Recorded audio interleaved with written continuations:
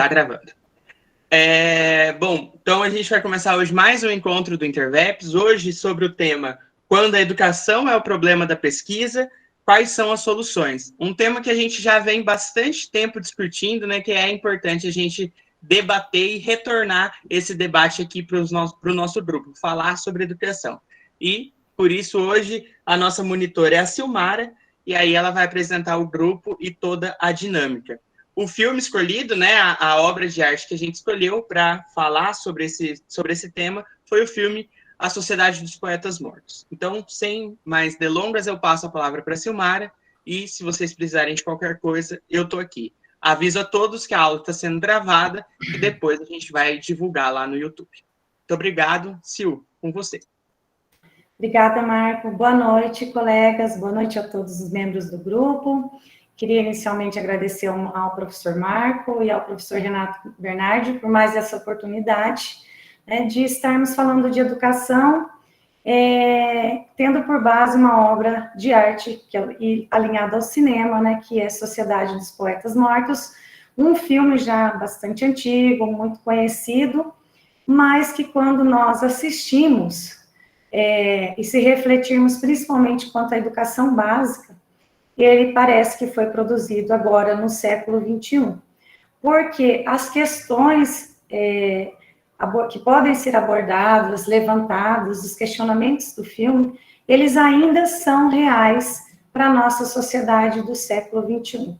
Por que são reais? Eles nos levam a questionar sobre metodologias de ensino. Qual é a metodologia de ensino mais eficaz? Como devemos ensinar, né? E quando se trata de adolescente, né, jovens aspirante à vida adulta e aspirante a uma profissão, né, aspirante a entrar no mundo universitário, como deve ser essa preparação do jovem para o mundo da vida adulta, para a vida universitária, né, para a profissão que eles podem estar escolhendo para o resto de suas vidas. Vale a opção do jovem, do adolescente, que ainda está em processo de desenvolvimento, ou vale o que os pais determinam que é o melhor para ele? Qual a melhor profissão? A melhor profissão para o seu filho, né, ela já existe hoje, essa profissão ela já nasceu, porque se nós pensarmos que, não vamos pensar 10 anos atrás, mas vamos pensar em tempos de educação antes da pandemia. Qual o papel da tecnologia na educação? A pandemia ela trouxe a possibilidade de reinventarmos a educação à distância, a educação híbrida, né? E acreditar que ela pode dar certo mesmo não sendo presencial ali no dia a dia, que ela pode dar certo de forma híbrida ou de forma 100% à distância. Então, nós vamos refletir bastante isso. Eu não coloquei um artigo como texto base, eu pus apenas uma matéria do jornal da Unesp, que ele já faz, essa matéria, ela faz alguns questionamentos, traz apontamentos sobre mudanças que vêm acontecendo, vêm sendo implantadas no ensino médio, que é justamente a última etapa da educação básica, né, que antecede o ensino superior, a vida acadêmica, né, do adolescente. E, para abordarmos o assunto, nós estamos em 4, né, nossa equipe é formada pela Camila, pela Juliana, pela Vitória e por mim. Inicialmente, eu passo a palavra para a Camila, que vai apresentar a temática que ela se propôs a desenvolver. Camila? Obrigada. Eu vou colocar para compartilhar os slides.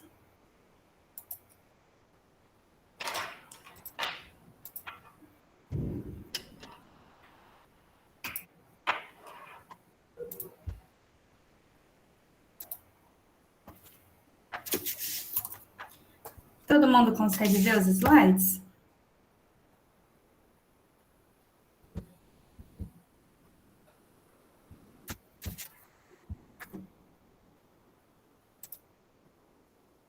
Deu tudo certo no compartilhamento? Sim, tá sim. Então tá bom. Obrigada, gente. Então, a Silmara mencionou há pouco, um pouco do que a gente vai falar na apresentação de hoje.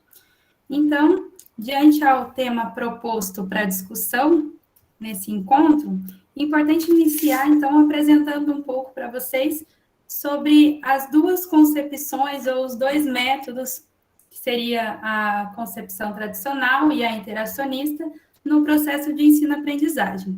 Esses dois métodos, ou essas duas concepções, elas são completamente antagônicas e são plenamente visíveis, né? Seja quando a gente assistiu ao filme, ou até mesmo quando a gente está na posição de aluno na sala de aula. Nós conseguimos perceber essa diferença de método entre os professores de uma forma muito clara. Bem, o método tradicional, ele é aquele em que o professor, ele é o detentor do saber e ele tem a responsabilidade de transmitir o conteúdo. E o aluno, nesse ponto, ele vai figurar como um depositário desses conteúdos. Qual a crítica existente com relação a essa metodologia? É que a cada temática que é ensinada ao aluno, né, que é proposta a ele, não é levado em consideração o contexto no momento do ensino, nem mesmo o conhecimento de mundo que esse aluno traz para a sala de aula. Ou seja, o professor ele é completamente conteudista. Então, por exemplo, se o professor está ensinando gramática, ele vai trazer uma frase isolada e vai pedir para os seus alunos fazerem análise sintática, encontrar sujeito, predicado, pouco importando o contexto dessa frase, da onde ela foi retirada, qual o significado de um predicado, de um sujeito, qual a importância disso para um texto. Então, o professor Geraldi, ele vai falar que nesse processo existe uma fonte que sabe, que é um lugar ocupado exclusivamente pelo professor, e um receptáculo desse saber, que vai ser o lugar ocupado exclusivamente pelo aluno. Em contrapartida, nós temos a concepção interacionista. Nela, o aluno ele vai funcionar como protagonista, e o professor ele vai funcionar como um mediador nesse processo de ensino e aprendizagem. Ou seja, vai ter a valorização daquilo que o aluno trouxe do mundo, trouxe de casa, e também o ensino vai ser feito com base no contexto. Ou seja, se eu estou aprendendo gramática, o professor interacionista ele não vai ensinar com uma frase retirada de um lugar sem contexto. Ele vai partir do texto. Ele vai partir do texto para fazer esse ensino. Ele vai usar um texto normalmente que está de acordo com o cotidiano desse aluno, que o aluno consiga compreender, e de forma que, se é uma análise sintática, por exemplo, que vai ser feito, que o aluno entenda, então, o que é um sujeito, o que é um predicado, o que é uma oração coordenada, enfim. E da mesma forma, se o ensino for, por exemplo, de geografia ou de história, vai ter essa preocupação com o aluno, porque ele vai ser o centro do aprendizado, né? Ele vai ser o protagonista.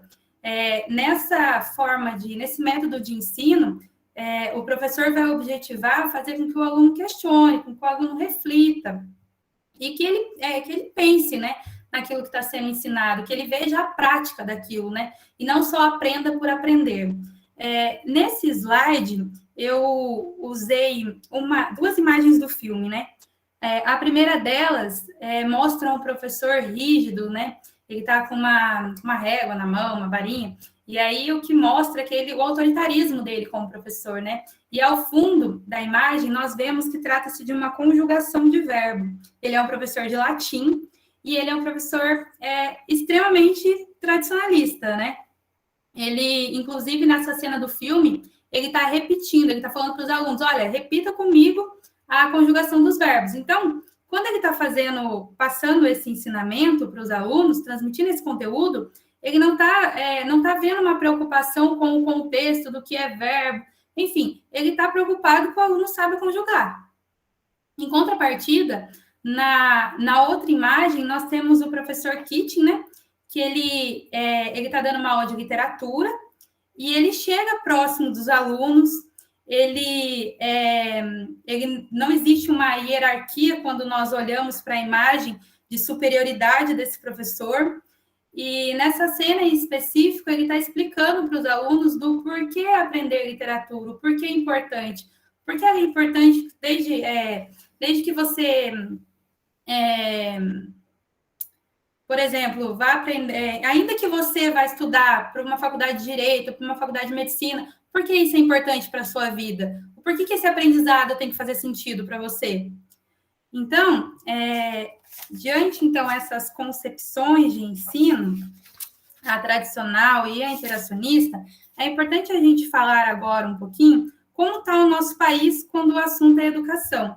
E, para tanto, a gente escolheu o Programa Internacional de Avaliação dos Estudantes, que é o PISA, para poder falar sobre isso. O PISA, ele é realizado no nosso país a cada 3 anos pela Organização para a Cooperação e Desenvolvimento Econômico, a OCDE. Ela oferece informações sobre o desempenho de estudantes na faixa etária dos 15 anos. Essa idade é que normalmente pressupõe o término da escolaridade básica obrigatória na maioria dos países. O Brasil participa dessa avaliação desde o ano 2000. Ele é convidado, ele não faz parte da OCDE, mas ele é convidado para compor essa avaliação. Essa prova ela é realizada por amostragem, ou seja, não são todas as escolas nem todos os alunos que realizam. E os resultados dela permitem que o país avalie os conhecimentos e as habilidades de seus estudantes em comparação com outros países. E é a partir dela também que é possível construir políticas públicas. Então, visualiza-se, né, a deficiência existente em determinado ponto da educação e cria-se políticas públicas para tentar combatê-las.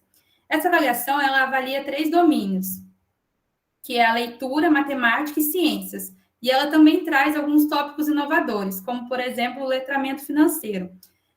A última avaliação que nós tivemos foi nesse ano de 2022. Contudo, os dados a última avaliação que nós temos, os dados publicados, é de 2018.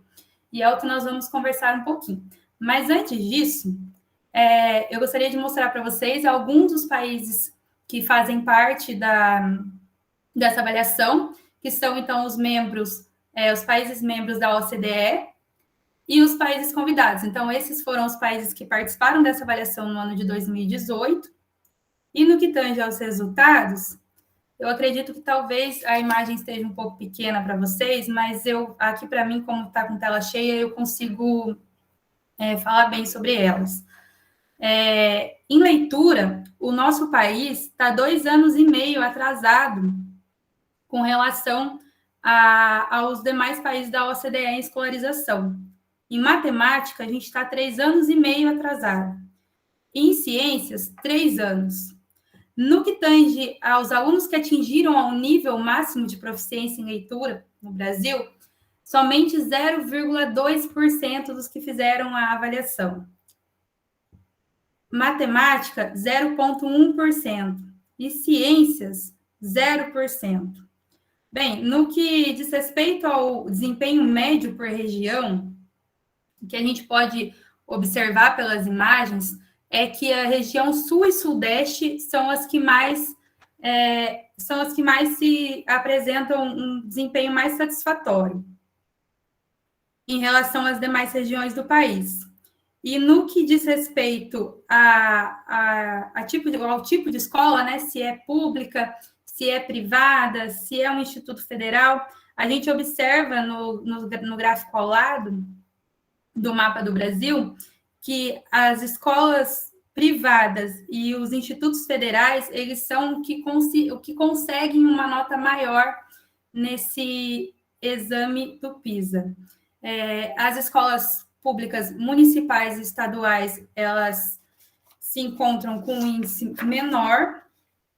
E então, pessoal, o que vem refletindo esse resultado? Quando os alunos realizam esse exame do PISA, além de responder essas perguntas de leitura, que envolve leitura, matemática e ciência, eles também respondem um questionário socioeconômico e também respondem questionário falando sobre a estrutura da escola.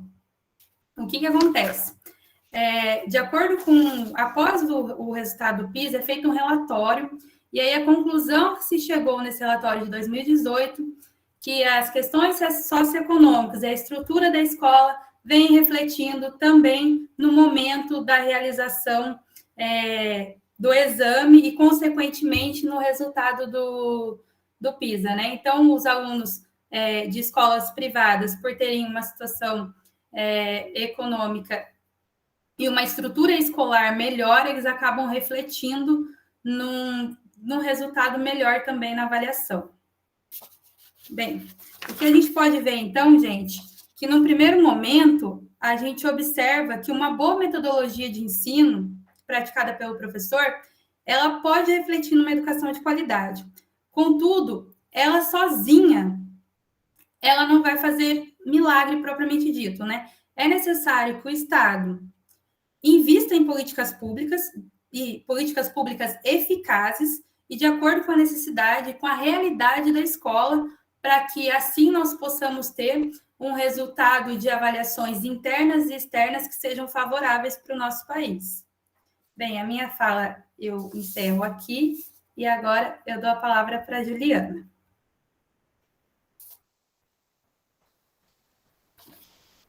Boa noite a todos.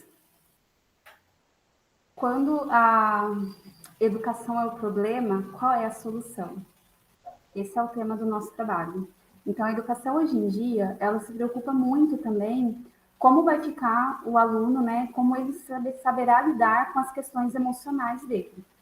Então, para isso, são desenvolvidas competências. Competências nada mais são do que as habilidades dos alunos, trabalhar as habilidades dele no dia a dia, porque para que ele possa lidar com o presente, com o futuro dele, questões de cidadania e democracia. É importante falar do Paulo Freire, né, que ele fala assim que a educação bancária, ele critica muito essa educação, que é aquela educação em que o aluno fica sentado num banco e é um depositário de conhecimento. Ele só vai sendo depositado conhecimento nele, sem ele ter participação, sem ter um conteúdo reflexivo. Ele prega por uma educação inovadora, reflexiva, dialógica, libertadora. Então, para que isso aconteça, os alunos eles têm que ser desenvolvidas competências nele. E quando a gente fala de competência socioemocional, a nossa mente vai lá na questão neurológica, nos estudos da medicina, porém, a educação, ela está diretamente ligada nisso. Por isso, a CASEL, que é um órgão internacional que cuida diretamente das questões da educação socioemocional, ela trabalha com 5 competências. Pode passar, Camila. 5 competências socioemocionais. A primeira é da autoconsciência. O que a gente entende por autoconsciência? O professor, ele tem que ver o aluno em sua individualidade. Tem que trabalhar, eu até gosto de usar um termo, que é idiosincrasia. Eu lembro que eu aprendi esse termo na época do ensino básico, num texto de literatura mesmo, que é o fato de que cada pessoa ela tem sua individualidade. Então, o professor tem que ver que cada aluno tem suas limitações, cada aluno ele é singular. Então, essa autoconsciência, saber que vai trabalhar com cada um individual, é muito importante no desenvolvimento das habilidades dele. Autogestão. Autogestão aqui, eu posso falar também de um autogerenciamento. Ele lidar com as emoções dele no ambiente de sala de aula, isso é muito importante. Na Bíblia isso é falado como frutos do espírito ou domínio próprio. Consciência social é uma questão mais ampla. A gente pode falar aqui da escola lidar com questões que até pertencem ao ambiente escolar, questões sobre historicidade dos gêneros, questões de racismo, questões de multiplicidade de questões. Habilidades no relacionamento, o relacionamento um com o outro. Aqui a gente pode citar a empatia e tomada de decisão responsável. Essa tomada de decisão responsável vai refletir no futuro do aluno, porque a escola está trabalhando isso, questões de cidadania e democracia, para que no futuro ele possa escolher com inteligência qual vai ser o caminho que ele vai tomar, né? Então, na escola é muito importante trabalhar com essas 5 competências. Falando da educação no Brasil, pode passar. Base Nacional Comum Curricular trabalha com 10 competências. Essas 5 competências que eu mencionei, elas estão dentro dessas 10 competências. E eu vou citar aqui cada uma delas. A primeira é o conhecimento. Quando falo do conhecimento na educação, lembrando que cada competência ela pode ser também entendida como habilidades. Conhecimento, quando o aluno ele é apresentado aos vários conhecimentos gerais, história, geografia, química, inteligência na área digital, ele deve trabalhar tudo isso com uma solidariedade, um sentimento de solidariedade mútuo. Então, como que o professor vai trabalhar isso na educação? Como que ele vai trabalhar a solidariedade nessas matérias? Por isso é importante ter esse treinamento dos professores, eles estarem abertos a poder aprender para poder passar para o aluno essas noções, esses princípios, essas competências. 2, um pensamento científico, crítico e criativo. Quando o professor vai ensinar ciência, história, tem que trabalhar a questão da imaginação do aluno. Nós estamos trabalhando com crianças, adolescentes, e todos esses pensamentos, esses ensinamentos, eles vão repercutir no futuro. Quando o aluno ele é mero depositário, talvez ele não utilize esse conhecimento no futuro. Talvez seja essa crítica da educação hoje, essa intenção, às vezes, de se reformar as matérias, porque o aluno ele não pode ser mero depositário. Ele tem que ter essa interação com o ambiente, ele tem que, desde o ensino básico, ele tem que fazer experiências, ele tem que se sentir parte da escola, ele tem que ter esse ensino libertador, esse pensamento crítico. Repertório cultural. Repertório cultural é o que já foi falado também das competências socioemocionais. Dentro do ensino escolar, ele tem esse aprendizado amplo sobre questões da vida, questões do mundo, sobre questões de gênero, questões de história.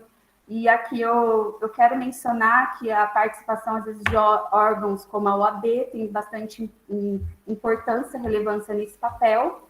Quero citar aqui um fato que hoje a Carla, que participa desse grupo, que é membro também da Comissão da Verdade e Escravidão Negra da OAB, a qual também pertence, esteve na escola em Ourinhos, Ari Correia, para treinar, falar com os alunos sobre eles incluírem nas matérias escolares questões que ensinem a questão da história da escravidão negra no Brasil, que falem com os alunos, com os professores, como que eles podem desenvolver esse ensino. Por que isso é importante? Porque nós trabalhamos com o combate ao racismo, trabalhamos com o ensino sobre a questão de diversidade, né? Seja ela a questão racial, seja a questão de gênero. Então, esse repertório cultural ele tem que ser trabalhado desde a infância. Comunicação. Essa comunicação é ensinar o aluno desde a questão ele saber falar e também saber ouvir. O aluno ele tem que ser treinado na linguagem corporal, ele tem que ser treinado na linguagem verbal. Eu sei que tem escolas em Ourinhos, como deve ter em outras regiões, em que os alunos eles trabalham com braille, né, questão visual.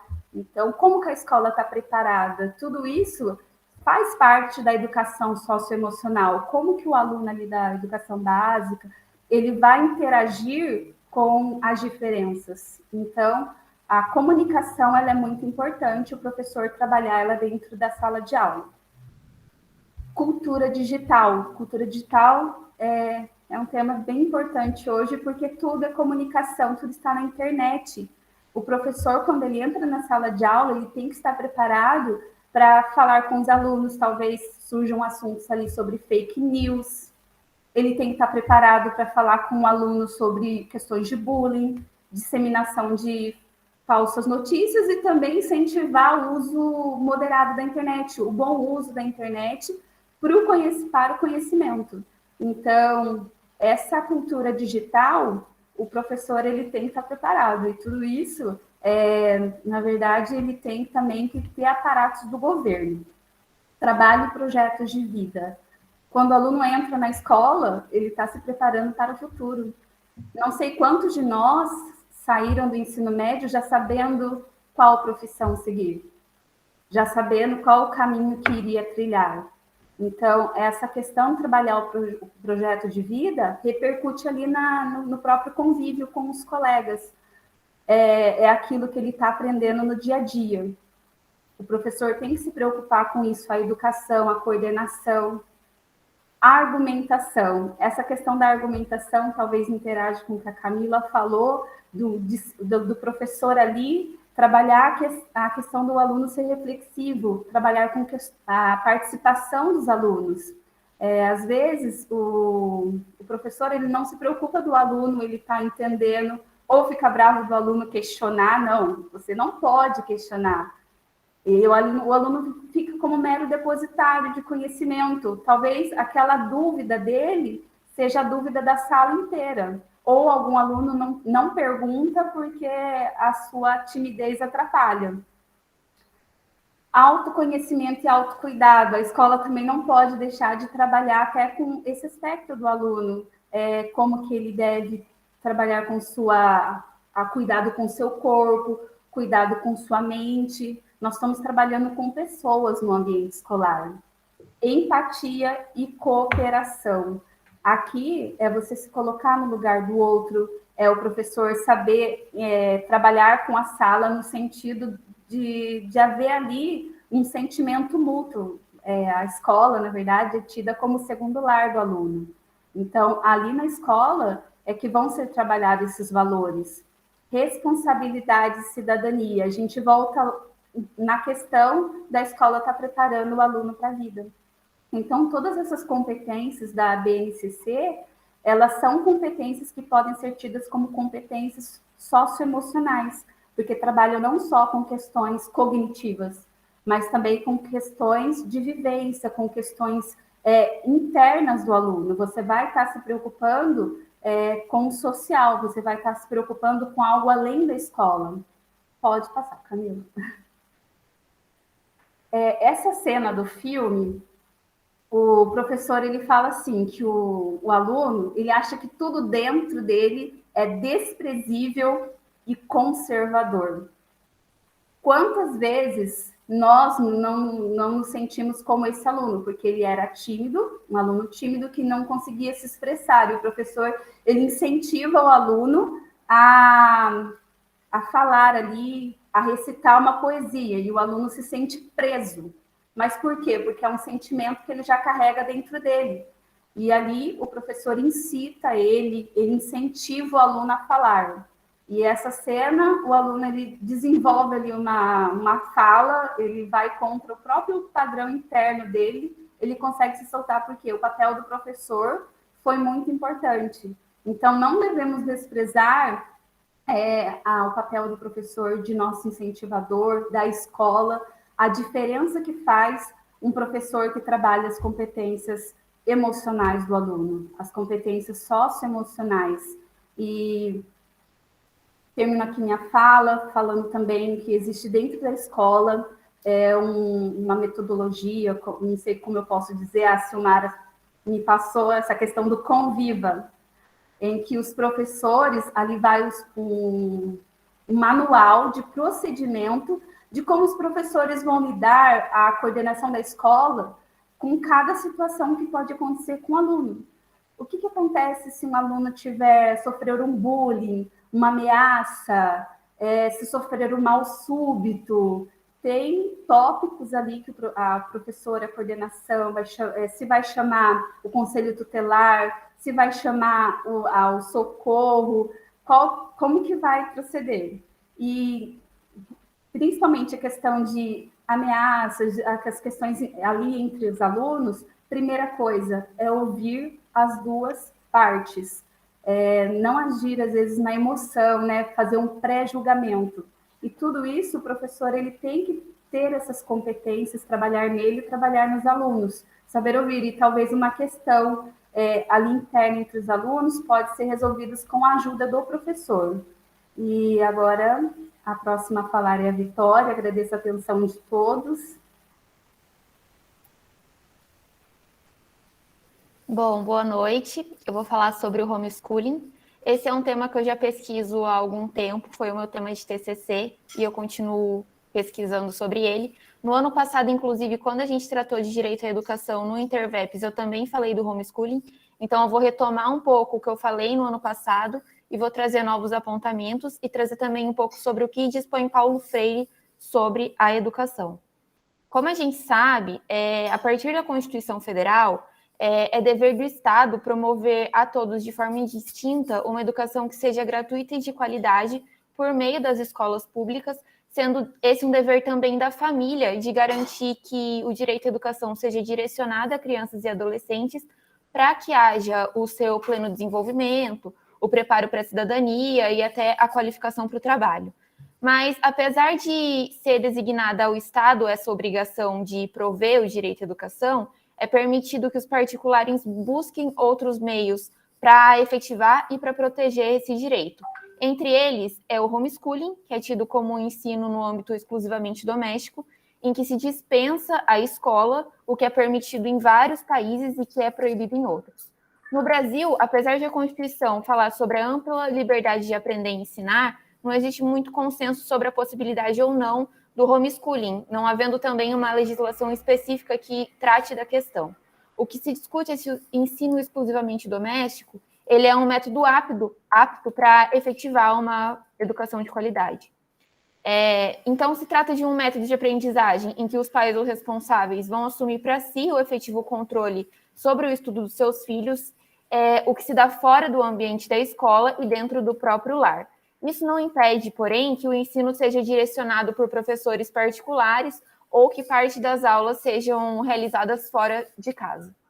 O homeschooling ele possui muitas formas de exercício, através de um estudo estruturado, com um cronograma de atividades a ser seguido, ou através de um estudo livre, em que o próprio aluno vai buscar o conhecimento nas áreas que ele acredita serem de seu interesse, dirigindo a sua própria educação. Ou ainda através do uso de recursos educacionais locais, não havendo um impedimento na combinação dessas formas.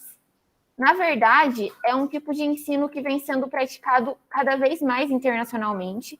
Ele é permitido em mais de 63 países, entre eles os Estados Unidos, em que se encontra a maior população praticante da educação domiciliar, no Canadá, no Reino Unido, Portugal, África do Sul, Índia e outros, não sendo exclusivo de países já desenvolvidos. Na América do Sul, por exemplo, o Equador permite expressamente o exercício do homeschooling.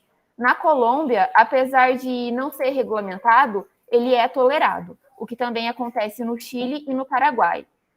Por outro lado, existem países que proíbem expressamente o homeschooling, podendo-se citar a Alemanha, a Grécia, a Suécia e a Turquia. No Brasil, apesar de ele não ser expressamente permitido ou proibido pelo ordenamento jurídico, ele, em 2020, era um método exercitado por cerca de 15 mil estudantes de 4 a 17 anos, presente em todos os estados da federação, crescendo a uma porcentagem de 55% ao ano, contando com cerca de 7.500 famílias praticantes. Entre os motivos daqueles que optam por praticar esse método de ensino, pode-se citar os motivos sociais.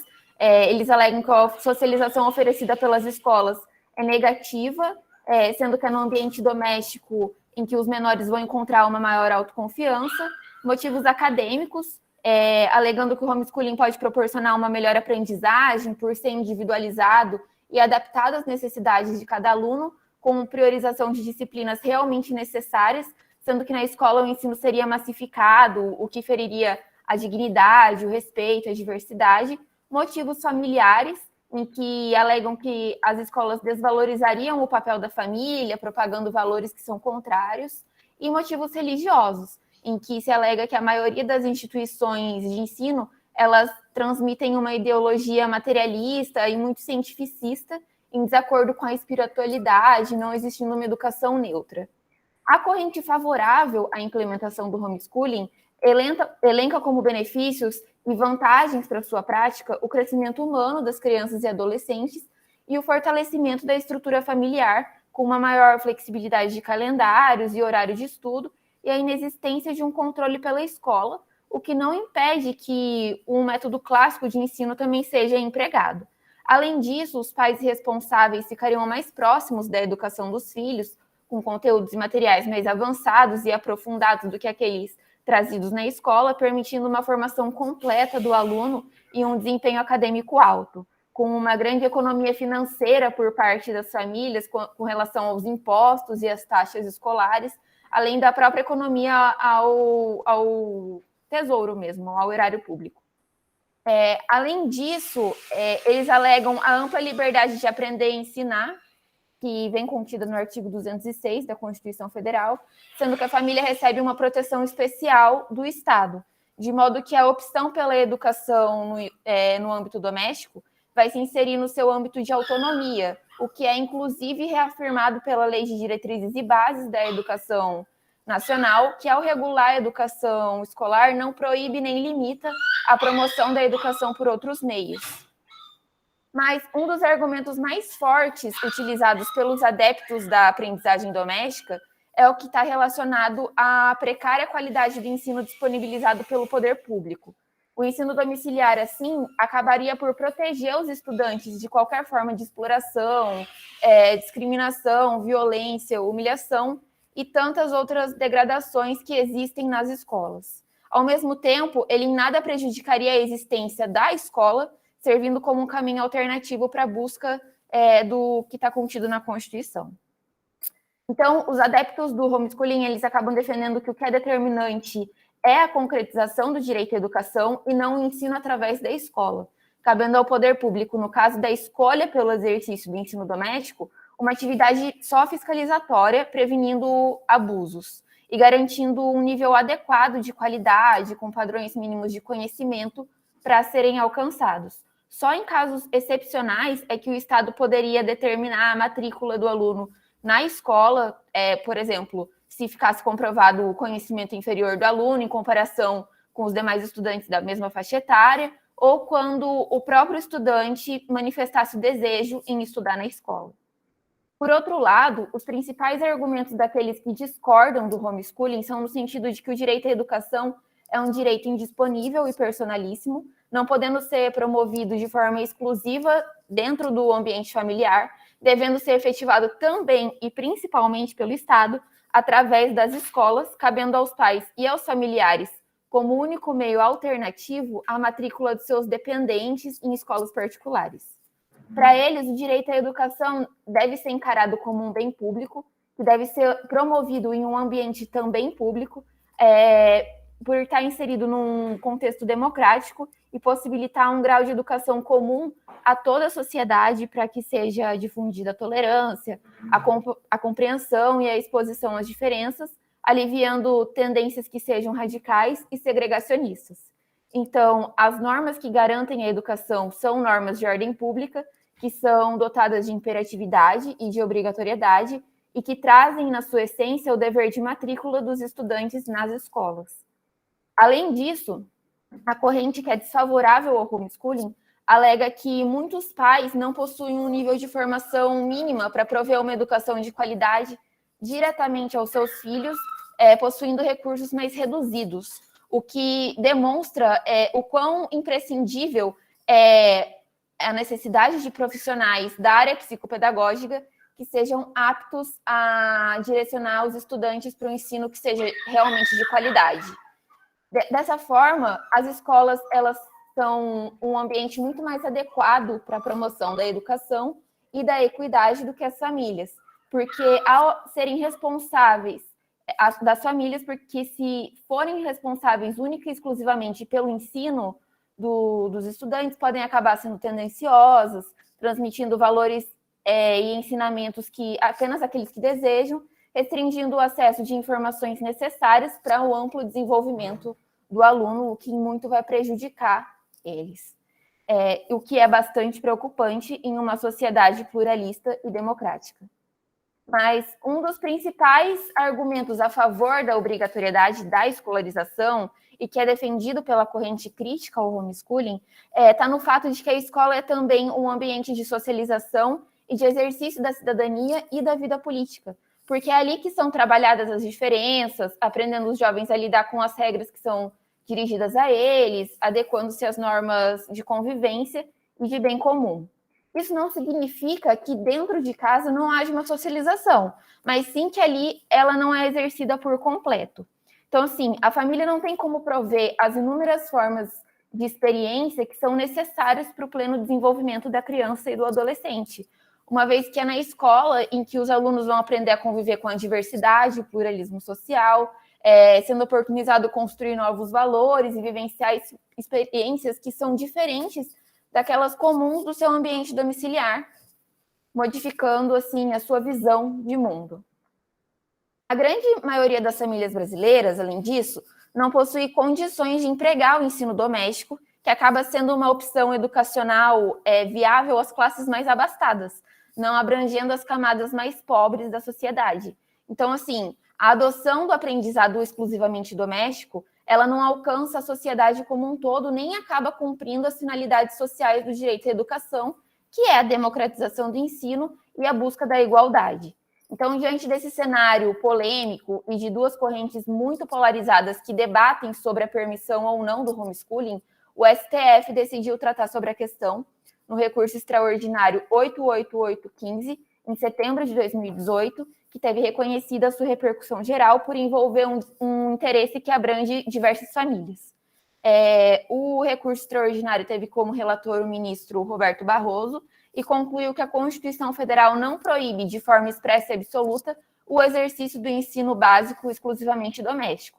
Mas ele concluiu que, concluindo que o homeschooling não caracteriza um direito público subjetivo do estudante ou dos seus familiares, mas, apesar disso, não é vedada a sua regulamentação através de lei federal editada pelo Congresso Nacional, desde que sejam observados alguns requisitos, como a obrigatoriedade do ensino básico para jovens de 4 a 17 anos, a base comum curricular, devendo ainda haver uma supervisão, uma avaliação e uma fiscalização do ensino pelo poder público, além do respeito àquilo trazido pela Constituição Federal com relação às finalidades da educação, impedindo a evasão escolar e garantindo a socialização da pessoa em desenvolvimento através da convivência familiar e comunitária, nos termos do quanto estabelecido pela própria Constituição. Os efeitos desse julgado são ainda bastante atuais e pertinentes, mesmo que já se tenha passado quase 4 anos da sua decisão, uma vez que até o momento, e mesmo com a situação vivenciada pela pandemia, em que o tema adquiriu novos contornos e discussões mais acaloradas, nada ainda foi resolvido. É importante ressaltar nesse ponto que o regime de aprendizagem em casa decorrente da pandemia não pode ser confundido com o homeschooling. A situação durante o período de isolamento, com os alunos tendo aula em ambiente virtual, foi de exceção, distante da realidade na qual o legítimo homeschooling é vivenciado pelas famílias que o praticam, uma vez que esse tipo de prática de ensino, ela denota um ambiente de liberdade e não de confinamento imposto pelo Estado, com a possibilidade de realização de atividades fora de casa também. Então, a situação era diferenciada porque não havia tutoria ou professor contratado, nem desejo de educar o aluno em casa. Era uma contingência. Além disso, os conteúdos estudados eram encaminhados pela escola em que o aluno estava matriculado, não havendo qualquer escolha familiar para isso. Então, a hipótese, ela adivinha de uma emergência e aí foi isenta de qualquer cunho ideológico, como a negação do sistema de ensino ou de escolha religiosa. Apesar de tudo que aconteceu no período da pandemia, não foi promulgada a lei que disciplinasse especificamente sobre a possibilidade do exercício do homeschooling no país. Existem, entretanto, alguns projetos de lei que pretendem regulamentar a questão. E, recentemente, no dia 18 de maio de 2022, em uma vitória do governo de Jair Bolsonaro, o plenário da Câmara dos Deputados acabou aprovando o texto base de um projeto de lei que regulamenta o homeschooling, após a pressão de um grupo de parlamentares favoráveis ao governo e nesse favor. O resultado foi dado em meio a gritos e aplausos de famílias que acompanhavam a sessão da tribuna do plenário, e a oposição tentou adiar essa votação ao apresentar vários requerimentos, mas acabou sendo vencida. Com isso, a proposta foi analisada e os parlamentares aprovaram um requerimento de urgência para acelerar a tramitação da matéria na Câmara, sem que haja necessidade de passar por comissões. Quando a votação for concluída, o projeto vai ser encaminhado ao Senado Federal e, então, vai se discutir implementar de fato o homeschooling. Então, isso demonstra que a educação no ambiente exclusivamente doméstico é uma pauta importante do governo Bolsonaro e foi uma das propostas por ele apresentadas durante a campanha de 2018 para a presidência. A votação desse projeto de lei, ela autoriza a educação domiciliar durante a educação básica e desde que os pais ou responsáveis sigam algumas regras, entre elas a comprovação da escolaridade de nível superior ou tecnológico e desde que apresentem certidões criminais da Justiça Federal e estadual ou distrital. De acordo com o texto, o estudante ele deve ser matriculado anualmente em alguma escola credenciada e o método deve cumprir conteúdos curriculares referentes ao ano escolar da criança, conforme a Base Nacional Comum Curricular. Durante a votação, foi também apresentada uma emenda que inclui no texto uma alteração no Código Penal para que os pais optantes pelo homeschooling não acabem incorrendo em crime de abandono intelectual de seus filhos. O texto ainda prevê o acompanhamento do desenvolvimento do estudante por um docente tutor da escola em que ele estiver matriculado, inclusive mediante encontros semestrais com os pais ou responsáveis, o próprio aluno e o educador. A criança ainda, ela deve ser avaliada anualmente e participar de exames do Sistema Nacional de Avaliação da Educação Básica na escola em que ela estiver matriculada. Os estudantes que tiverem qualquer deficiência ou qualquer tipo de atraso no seu desenvolvimento devem ser avaliados semestralmente por uma equipe multiprofissional e interdisciplinar da rede ou da própria escola em que estiver matriculado. Para os críticos desse projeto de lei, as mudanças dos grupos aliados ao governo Bolsonaro representam um grande retrocesso. Para o movimento Agenda 227, por exemplo, que reúne diferentes organizações do terceiro setor, a proposta não leva em consideração o papel da escola como uma importante instituição de rede de proteção de crianças e de adolescentes. Como exemplo, o movimento pontuou que o ensino domiciliar afetaria estudantes com deficiência, por exemplo, não permitir o convívio com a comunidade e com crianças da mesma faixa etária e o acesso a profissionais com formação pedagógica. Na verdade, para eles, o homeschooling impacta não só nos alunos que já adotam esse método de ensino, mas em todas as matrículas de todos os alunos do país. O abandono no ensino fundamental e no ensino médio, por exemplo, tem chance de aumentar ainda mais. Nesse ponto, é importante fazer um paralelo sobre o que Paulo Freire dispõe sobre educação, e assim eu já vou terminando a minha apresentação. Como se sabe, e como a Juliana ressaltou na apresentação dela, Paulo Freire é conhecido e valorizado mundialmente por trabalhar com a alfabetização de adultos e desenvolver um pensamento pedagógico político que busca conscientizar o aluno e torná-lo uma pessoa crítica. Para ele, a educação deve ser encarada como uma prática dialógica, ou seja, deve haver um diálogo entre a relação linguagem, pensamento e mundo. Ele critica o ensino da maioria das escolas burguesas, comparando elas a um depósito bancário, como a Juliana disse, já que essas instituições só se preocupam em depositar o conteúdo. O aluno, nesses casos, é um simples sujeito passivo, obediente, privilegiado por receber o conhecimento construído ao longo do tempo, não questionando nada. O papel do educador, para ele, deve ser diretivo e informativo ao produzir o conhecimento. O aluno deve receber os conteúdos, mas nunca de forma absoluta, porque ele chega à sala de aula com uma cultura que não deve ser medida com a do professor. Nessa relação dialética, tanto o professor quanto o aluno ensinam e são ensinados. Para Paulo Freire, ninguém ensina nada a ninguém, mas as pessoas também não aprendem sozinhas. Assim, os homens se educam entre si juntos. Ele também afirma que a alfabetização dos desfavorecidos rompe com a cultura do silêncio e acaba transformando a sociedade. Na pedagogia de Freire, ainda podem ser elencados 3 momentos. Em um primeiro momento, o professor ele se inteira do conhecimento do aluno para saber qual conteúdo deve abordar e trazer a cultura do estudante para dentro da sala de aula. Depois, é feita uma exploração dos temas em discussão, o que permite que o aluno construa o senso comum e adquira uma visão crítica da realidade. Só então se chega a um terceiro momento, em que é feita uma problematização, onde se trabalha o conteúdo de forma que possam ser construídas ações. Isso tudo demonstra que, pelos estudos de Paulo Freire, a prática da educação domiciliar não tem a capacidade de prover todo o necessário para o desenvolvimento do aluno. A educação básica, no que diz respeito ao homeschooling, não pode ser reduzida a um mero instrumento, de forma que se esqueça que a escola é um marco de socialização e sociabilidade dos estudantes, sob pena de ignorar ela como sendo um espaço de construção da cidadania e da própria linguagem pública. O melhor interesse das crianças e adolescentes é mais importante que a liberdade de adoção do método de ensino pelas famílias. Então, a eventual implementação do homeschooling no Brasil acaba impondo uma análise multidisciplinar, sendo imprescindível a análise da evolução das políticas de educação, sem que se esqueça as características sociais, culturais e econômicas do país.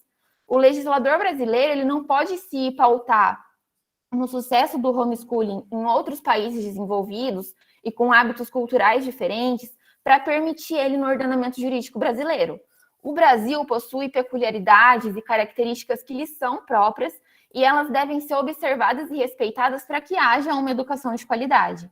Então, a obrigatoriedade da escolarização dos jovens em idade escolar é um importante instrumento para que se proteja os interesses das crianças e dos adolescentes, trazendo mais benefícios do que malefícios para a sociedade, ao permitir o enfrentamento de problemas socioeconômicos que os distanciavam da escola. As instituições de ensino, além de garantirem conhecimento e permitirem a melhoria da qualidade de vida, retiram os menores da rua, reduzindo os índices de evasão escolar.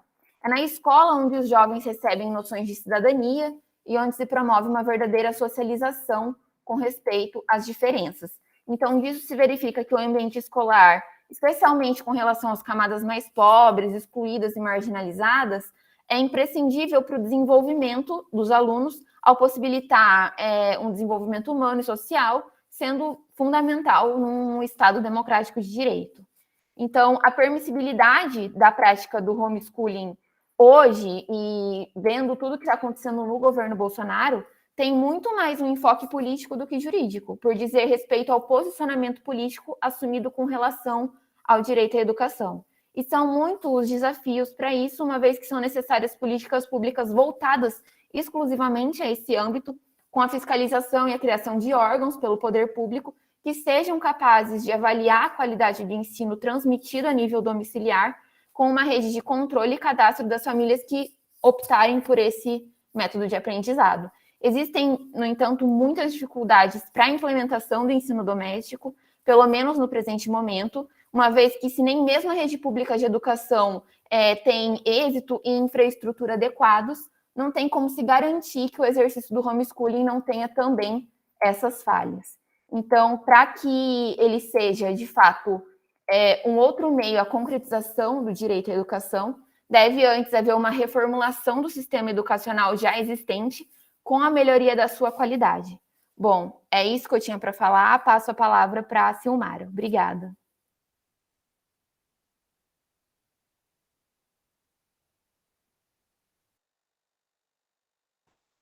Ok, obrigada, Vitória, Juliana, obrigada, Camila. Eu vou falar um pouquinho sobre as reformas que estão acontecendo em âmbito de educação básica, só que antes de iniciar propriamente a fala sobre o ensino médio, eu queria tocar em alguns pontos, né?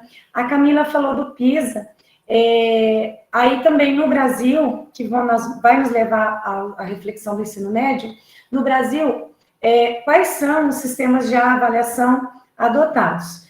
Nós temos o SAEB, que é Sistema de Avaliação da Educação Básica, é uma prova que o governo federal elabora, o Ministério da Educação, através do Instituto INEP, e ela é distribuída para todo o país.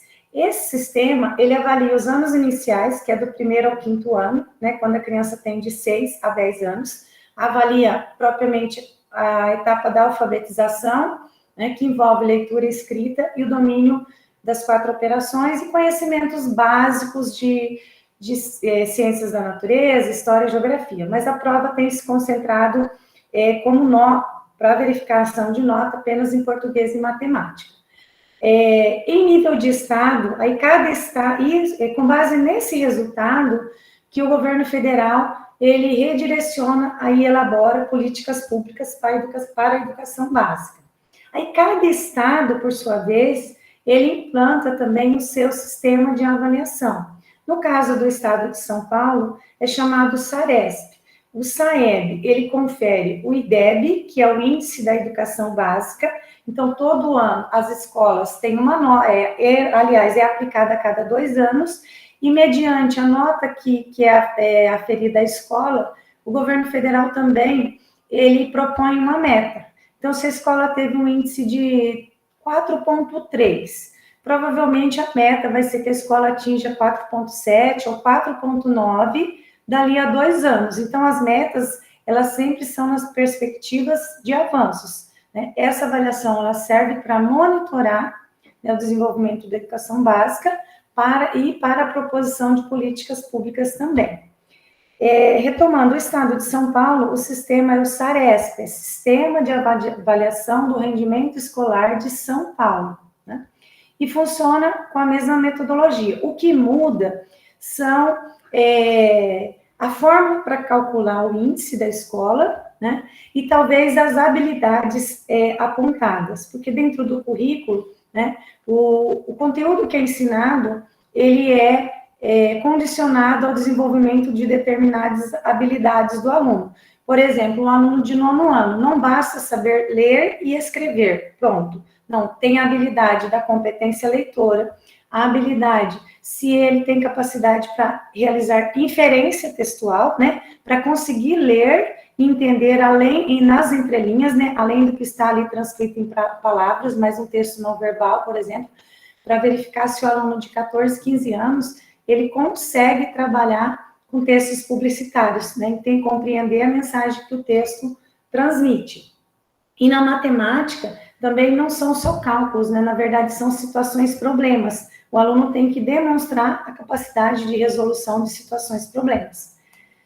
E o SARESP, ele segue esse mesmo raciocínio, né, a prova também é aplicada para crianças de 3º ano, que tem entre 7 e 8 anos, depois para os adolescentes de 14 anos, que estão no final do ensino fundamental, por volta do 9º ano, com 14 anos, e aos adolescentes da 3ª série do ensino médio, que é o mesmo ano que eles também fazem o Enem. Às vezes coincidem os alunos fazendo no mesmo ano, SARESP, SAEB e o Enem, né, para aqueles que pretendem curso universitário, né. Aí, nas redes municipais de educação, cada município também tem autonomia, né, para criar o seu sistema de avaliação. No estado de São Paulo, o município pode criar o seu sistema, como é o caso de Marília, a rede municipal trabalha com o SAREI, é Sistema de Avaliação da Rede de Ensino Municipal. Mas todos os estados de São Paulo, eles podem aderir ao SARESP. Então, eles assinam um termo de convênio com a Secretaria da Educação do Estado e o Estado libera essas provas para os municípios aplicarem os alunos sem nenhum custo, né? Então, todos esses são sistemas de avaliações que vão sendo utilizados. Nossa, mas por quê, né? Achei que era só no ensino superior que teria NAD. Não, gente, todos os índices, além de redirecionar políticas públicas, está muito ligado também ao financiamento que o Banco Mundial fornece aos países, né? E o Brasil, enquanto América Latina, enquanto país em desenvolvimento, ele depende muito de financiamento do Banco Mundial para a educação. Então, a crítica, às vezes a gente preocupa assim, está querendo mostrar um resultado, às vezes, que não é real, porque assim, quanto mais você mostrar a evolução, maior a probabilidade de você conseguir financiamento para a educação do país. Então, as críticas que existem, às vezes, nesses sistemas implantados pelo governo federal, o governo estadual, é nesse sentido, até que ponto a gente quer ver um resultado real, né? até que ponto também o sistema mensura o real desenvolvimento do ser humano na educação, mas e até que ponto talvez uma prova assim bem fácil, né, para apontar um desenvolvimento bem positivo e isso ser apresentado aos órgãos de financiamento, principalmente em tempos que a gente vive muito com a parceria público-privada, né, muitas fundações investindo na educação pública, né. E aí, mediante essas avaliações, ficou constatado que o ensino médio não dava para continuar do jeito que estava, e propôs-se a política pública de reformar o ensino médio da forma como nós estudamos. Nós estudamos, vocês, né, que são bem mais jovens do que eu, provavelmente tiveram o mesmo ensino médio, que seria lá as aulas das disciplinas básicas do currículo, né? Matemática, língua portuguesa você tem literatura, gramática e redação, química, física, biologia, ciências, história, geografia, filosofia e sociologia, que são as disciplinas assim, que foram adotadas mais recentemente, que antigamente podia ter também psicologia no ensino médio, né, como disciplina. E aí essa reforma, ela vem, né, já com uma proposta, primeiro, que a lei depois da Constituição Federal, qual é a lei maior da educação no nosso país? É a 9394, de 1996, que é a Lei de Diretrizes e Bases da Educação Nacional. Depois, com base na lei, também tem a elaboração dos planos da educação. Então, existe o Plano Nacional da Educação, o Plano Estadual da Educação e o Plano Municipal da Educação. Da última elaboração do Plano Nacional, implementou-se a necessidade de criar escolas de ensino integral. Então, foi a primeira reforma que aconteceu, né? Passou a oferecer ensino integral aos alunos do ensino médio. Hoje, alguns estados já oferecem ensino integral para os alunos de 11 a 14, 15 anos e também para crianças de 6 a 10 anos. Mas, primeiramente, foi oferecido o ensino integral para o aluno do ensino médio. O que seria o ensino integral? O aluno ficaria na escola das 7h30 às 4h30. Durante 9 horas do seu dia, ele estaria dentro da escola.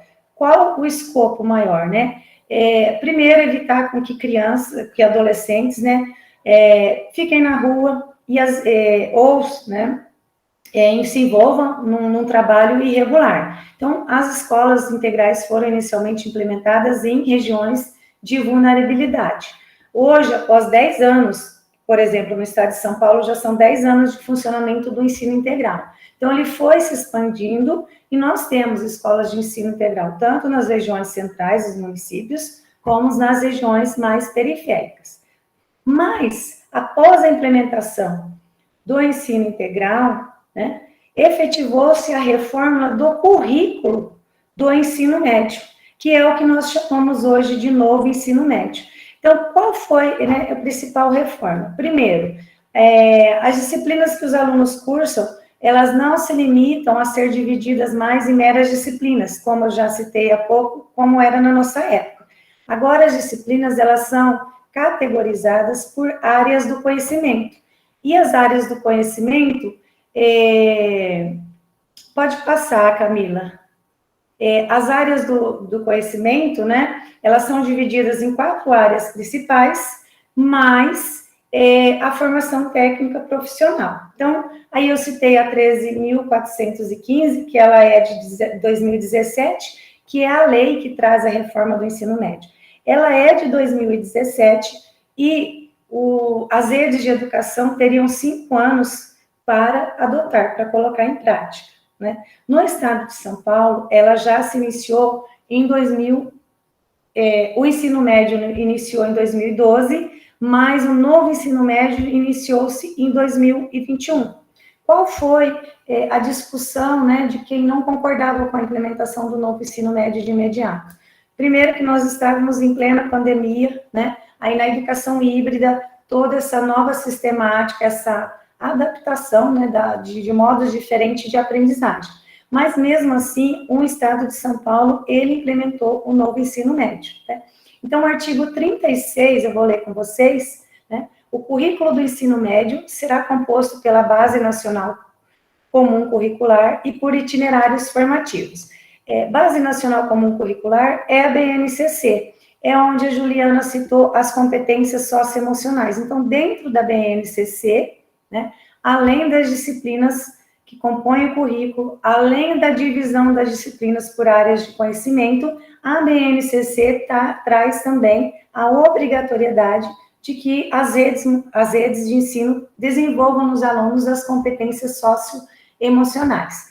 Legal que eu estou vendo a Sandra agora, as competências socioemocionais, Sandra, e esse Conviva que a Juliana citou, né, que é o programa criado pela Secretaria do Estado de São Paulo, elas trazem abertura para o desenvolvimento da justiça restaurativa no ambiente escolar, né? Porque o princípio básico desse programa e no desenvolvimento, né, para ensinar os adolescentes a lidar, né, se perceber, a conduzir as suas emoções de forma que não partam para agressão, né, nem física, nem verbal, né, é a mediação. Então, a palavra de ordem é mediação.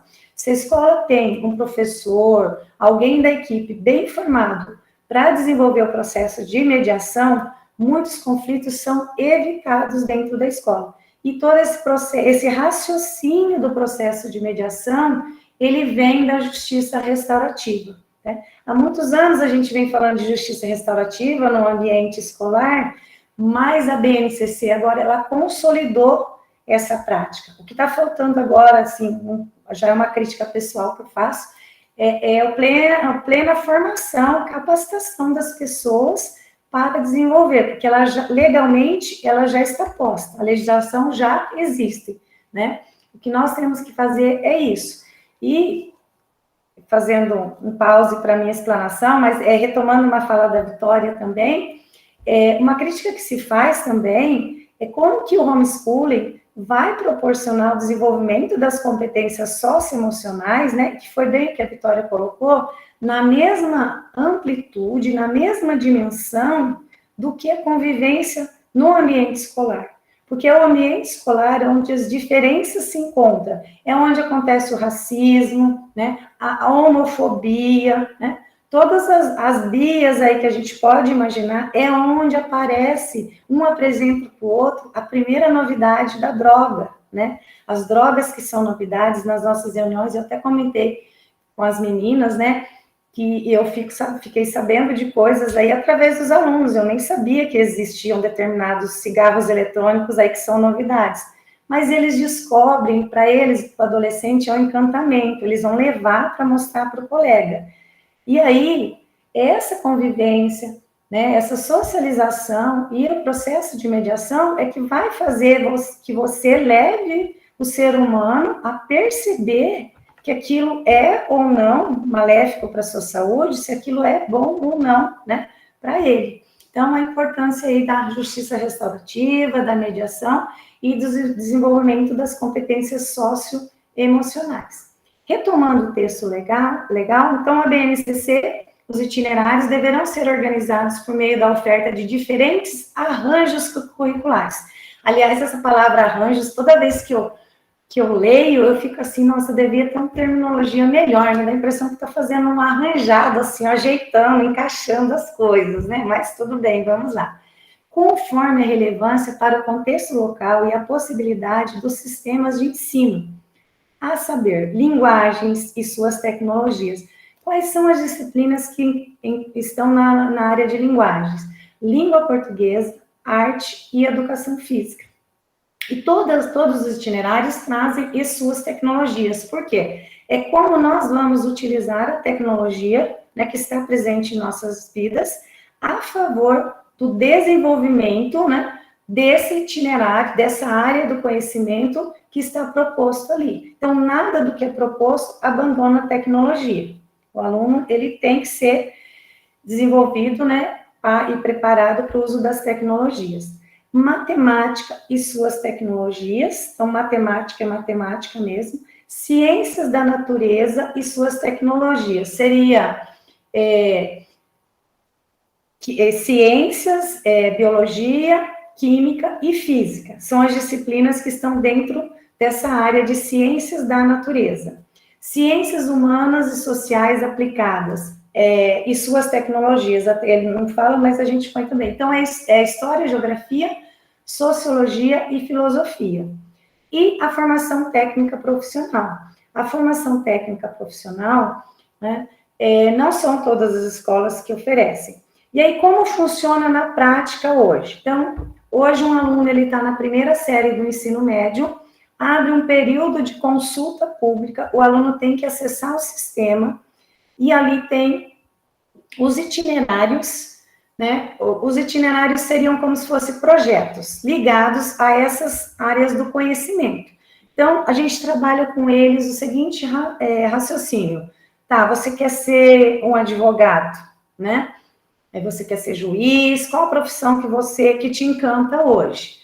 Tá bem, então, para ser juiz, para ser advogado, a sua preferência não é por matemática, suas tecnologias, não é por ciências da natureza e suas tecnologias, mas, esse leque de itinerários, aí tem lá 11 itinerários, esses itinerários são os itinerários da área de ciências humanas. Então, dentre desses 11 itinerários, quais você gostaria de cursar no próximo ano? Porque os itinerários, eles são destinados à segunda e à terceira série do ensino médio. Na primeira série do ensino médio, ele faz um ano comum, igual nós fizemos na nossa época. Na segunda série do ensino médio, faz-se o quê? Aquele itinerário que ele escolheu cursar, e aí faz agrupamento. Aí todos votam, os itinerários mais votados são os escolhidos para aquela escola, e aí a escola é obrigada a oferecer itinerários que tem que ter as 4 áreas, para dar possibilidade para o aluno se encaixar em um ou outro. Então, às vezes tem itinerário que ele tem, além de linguagens, ele tem também ciências humanas. Então, um aluno que quer fazer direito, eu indico, olha, tem esse. E aí você verifica lá, tem linguagens, porque direito também está muito ligado a linguagens, né? E ciências humanas. Ele vai fazer uma carga horária maior dos itinerários e uma carga horária reduzida das outras disciplinas que compõem a Base Nacional Comum. Porque dessas disciplinas tem aquelas que são obrigatórias. Matemática, mesmo que ele vá, eu quero ser biomédico, né? Não sei, eu quero ser físico, né? Então, ele vai ter uma carga horária menor de língua portuguesa, mas como na Base Nacional Comum é uma disciplina obrigatória, ele vai ter que estudar. Mesmo que ele faça ciências humanas, ele vai ter uma carga horária menor de matemática, mas ele vai ter aula de matemática, porque matemática, língua portuguesa, inglês e educação física tornaram-se disciplinas obrigatórias. Então, mesmo que ele passe a ter 2 aulinhas de língua portuguesa na terceira série do ensino médio, e o restante da carga horária esteja tudo em itinerário que ele escolheu, mas ele é obrigado a ter o mínimo daquela carga horária.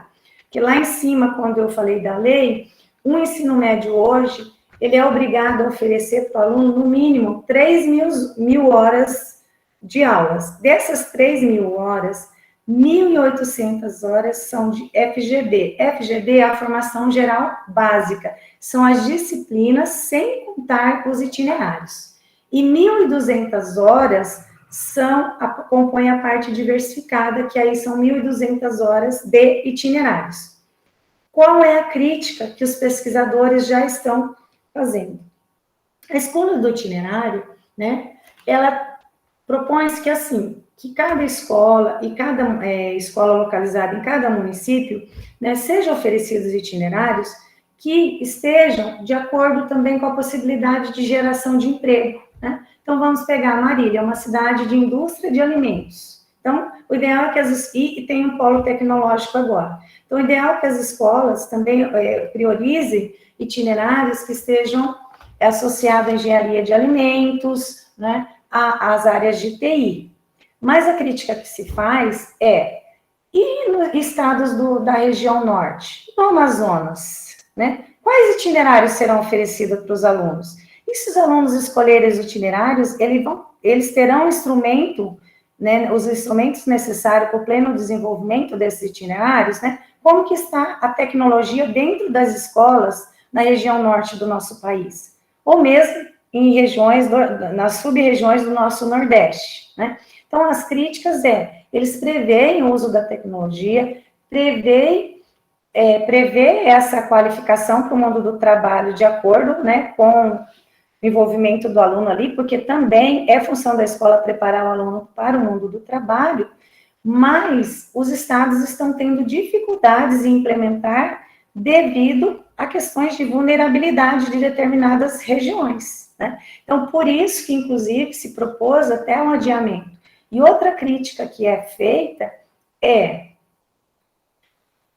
tem estados que estavam mais atrasados no desenvolvimento de políticas públicas. Por exemplo, teve estados que não havia, tem estados que ainda não tinha escola de ensino integral. Então, estava num processo de desenvolvimento, né, de organização para a implementação do ensino integral. Nem conseguiu desenvolver a política pública da implementação do ensino integral, já veio a reforma do ensino médio. Aí o Estado parou o que estava fazendo, né, travou aquilo ali para tentar implementar outra política pública. Então, são críticas que os pesquisadores vêm fazendo, né, dessa dificuldade ou dessas diferenças, né, dos estados caminharem juntos, né, os 26 estados da nossa federação. Camila, passa, por favor.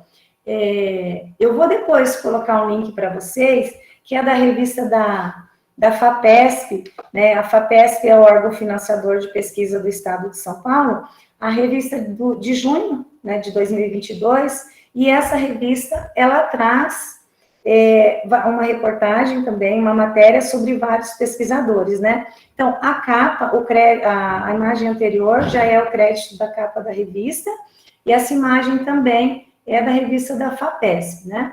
E aí, tem uma matéria, a Gabriela Lota, ela é uma pesquisadora de políticas públicas na subárea de gestão pública da FGV, e ela está desenvolvendo uma pesquisa que visa levantar como está a implementação do novo ensino médio nos 26 estados do Brasil, né? E realizando essa pesquisa, ela também fez um levantamento da questão da taxa de abandono, de evasão escolar, porque com a pandemia, aumentou muito o número de jovens que abandonou a escola antes de concluir o ensino médio, né? Então, aqui, o Instituto, né, de Educação ligado ao MEC, então, 7,8 milhões de matrículas no ensino médio no país, né, em 2021, né? Em 2020, aumentou 2,9%. Isso é bom, aumentou em 2009, né? Em 2021 tinha 7,8, né? Mas também, quando ela faz a pesquisa, acaba acontecendo uma divergência entre os dados que ela levanta e entre dados que outras fontes estão levantando, né? Então, a ONG Todas pela Educação levantou que em 2019, 7,1% dos jovens abandonaram o ensino médio antes de concluir. Em 2021, apenas 4,4% abandonaram o ensino médio antes de concluir. Aí você olha esse dado também, e tem outra crítica. Nossa, diminuiu, que bom, menos jovens abandonaram o ensino médio. Se você se pauta nesses dados para a implementação de políticas públicas, quem está na prática, vivenciando, sabe que eles são dados não confiáveis. Por quê? Diminuiu a taxa de evasão e abandono porque em 2021 foi o ano da pandemia, nós ficamos no ensino remoto até agosto, depois houve estados que voltou em forma de revezamento e houve estados que permaneceu no remoto. E a linha de raciocínio não vamos punir o aluno pela pandemia. Então, o mínimo que o aluno fez foi considerado para critério de promoção. Então, os alunos foram muito prejudicados no processo de aprendizagem, né? Então, nem sempre as pesquisas também, elas refletem os reais resultados para a implementação de políticas públicas. Pode passar, Camila. Aí, também eu pesquisei um pouquinho, a Márcia Aparecida Giacomini, ela é da Unifesp, a Universidade Federal de São Paulo, também está pesquisando, né, a questão do aluno do ensino médio. Então, entre 2007 e 2018, né, 10 anos, houve uma redução de alunos no ensino noturno. O que acontece? Reduziu o número de matrículas. É bom, olha, menos alunos precisou trabalhar durante o dia e estudar à noite. Por outro lado, o que isso reflete? Será que menos alunos também, será que mais alunos não deixaram de estudar? Então, várias pesquisas estão sendo desenvolvidas e, assim, não tem nada concluído ainda. Material que a gente vai somando, né, para alimentar dados e a gente vê onde vai chegar. O Fernando Cássio, ele é da Federal do ABC, ele também está realizando uma pesquisa, aí ele fez uma crítica que o Estado de São Paulo, ele oferece 34 opções de itinerários formativos, porém, cerca de 80% das escolas atuam com 2 a 4 ensino médios, 4 itinerários. Que eu falei para vocês, por que só 2 a 4? Como funciona? Uma escola, ela tem lá 4, segunda série, A, B, C e D. Mas ela não tem espaço físico para, nas aulas de itinerário, funcionar como na faculdade. A gente sai da aula pelo menos na universidade pública que eu estudei era assim, né? Eu saio lá da aula de ciência política, que é a sala ambiente, e eu vou lá para outra sala de direito civil 1, é uma sala ambiente. As escolas públicas não têm espaço para os alunos trocarem de ambiente. Aí, como fica? Se eu tenho A, B, C e D, 4 turmas de ensino médio, eu só posso oferecer 4 turmas de itinerário. Então, o leque, que ele era muito grande, ele já está reduzido a 11 para o aluno escolher, como eu disse agora há pouco, e desses 11 que eles votam, a gente só pode escolher 4, 3, 2 itinerários mais votados. Então, na verdade, o real anseio do aluno, né, o desejo de estudar determinada área do conhecimento, ele pode não ser atendido. Outra crítica que o Fernando Cássio faz é que a reforma do ensino médio, ela traz um itinerário técnico. Só que o itinerário de curso técnico que ela traz é de 900 horas. Na verdade, é um aprofundamento. Não chega a ser um curso profissionalizante, como o que existe no Instituto Federal e nas escolas técnicas. Porque para ser considerado um curso técnico, né, tem que ter carga horária de 1.500 horas. Então, o ideal seria que os itinerários, se for oferecer formação técnica, que fosse de 1.500 horas, para o aluno sair com uma qualificação realmente com o mundo do trabalho. Na verdade, ele sai com aprofundamento direcionado, mas ele não tem um diploma de curso técnico. Camila, pode passar? Estou um pouquinho preocupada com o horário, mas já está acabando aqui, gente. Aí eu coloquei o exemplo da França, porque assim, eu falei do Brasil, mas aí exemplos de países que já estão com essa reforma, com esse novo modelo que vem no novo ensino médio. Portugal, França e Alemanha, né? Uns 3 exemplos, mas eu coloquei só o da França, né? O da França, na França, né, são chamados liceus, né? Então, são 3 tipos de liceu que eles trabalham lá. Eles já direcionam o aluno no ensino médio. Tem a formação geral, o liceu com formação geral, 3 anos e prepara o aluno para entrar na faculdade. Aí tem o liceu com formação de tecnológicos, 3 anos e prepara o aluno para entrar na faculdade também. Aí tem o liceu com formação profissionalizante, né? 1 ano, tem o profissionalizante 1 e 2, duração de 3 anos, permite continuar os estudos em nível superior. Aí seria mais ou menos como eu acabei de falar. Se fosse um curso técnico no Brasil, 1.500 horas, eu faço curso, por exemplo, técnico em alimentos. Aí eu vou fazer engenharia de alimentos, porque além das disciplinas técnicas formativas, eu também tenho a formação geral para cursar o ensino superior. Mas na França tem também curso profissionalizante 2, né? São só 2 anos, né? É uma formação curta, que confere formação técnica e não possibilita continuidade em curso superior. Então, se o aluno na França, ele fez esse liceu profissionalizante, ele não vai ter um histórico escolar para se matricular no curso superior depois, tá?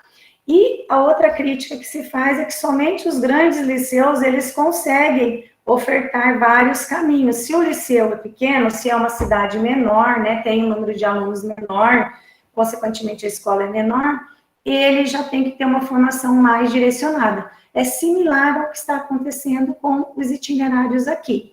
Um outro exemplo que eu não coloquei aqui, mas acontece na Alemanha, já na educação dos anos iniciais, conforme o desempenho da criança, já sou totalmente contra, já me posiciono, né? Se a criança ela vai muito bem nos anos iniciais, eles já direcionam a criança para uma formação mais aprofundada, por exemplo, em área de humanos, em área de exatas. Então, o direcionamento já começa ali depois dos 10 anos. E aí, eu fico pensando, né? Você tem habilidade para medicina, então você vai para essa formação para ser médico.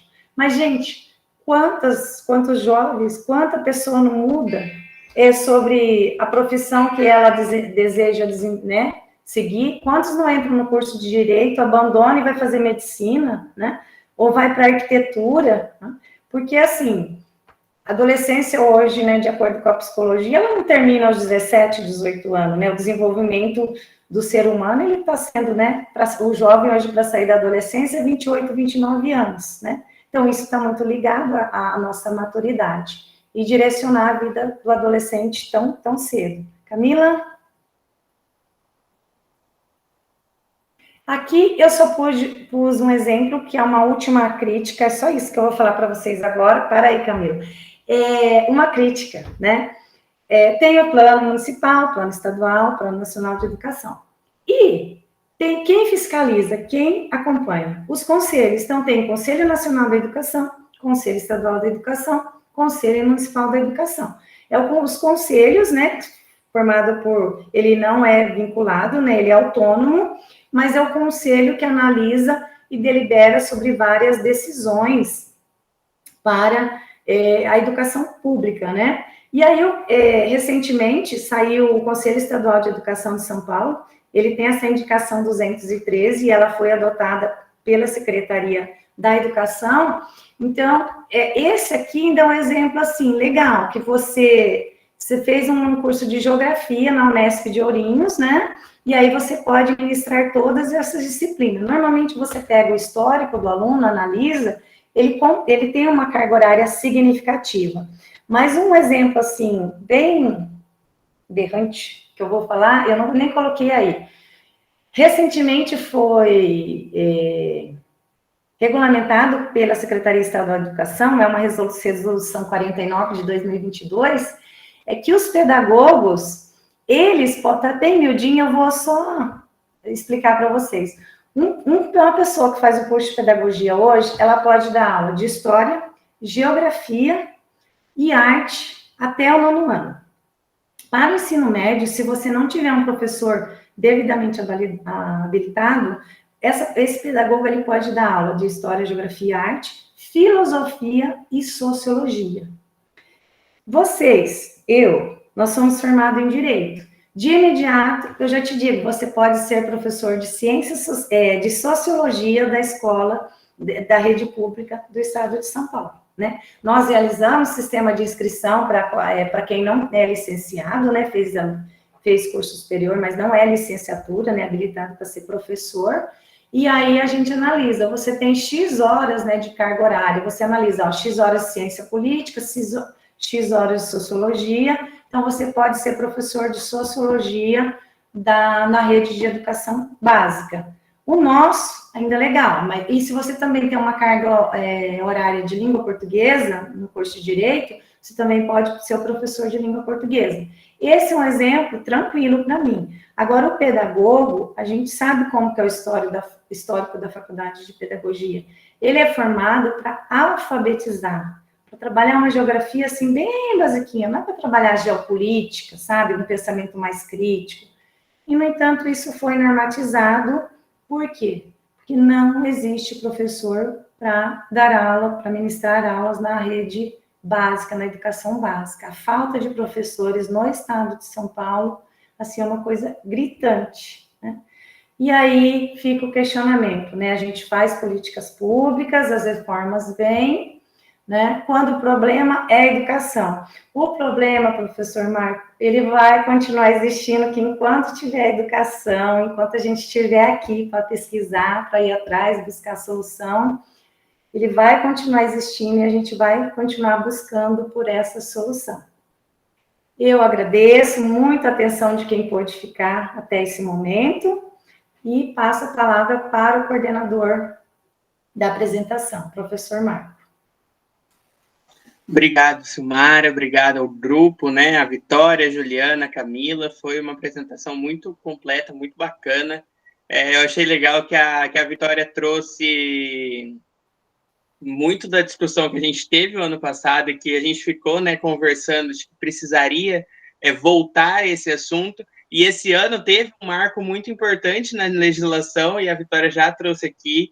Então, eu acredito que essas aulas aqui, esses momentos no YouTube vão ficar de um bom respaldo teórico, né, e para quem quiser pesquisar mais coisas, vai conseguir sempre ter acesso aí a essas nossas aulas que ficam gravadas, mas que estão sempre muito bem completas, e elas têm aí o seu nexo de sentido, né, a sua coerência muito com a nossa reunião de novembro do ano passado, se não me engano, que a gente comentou sobre isso.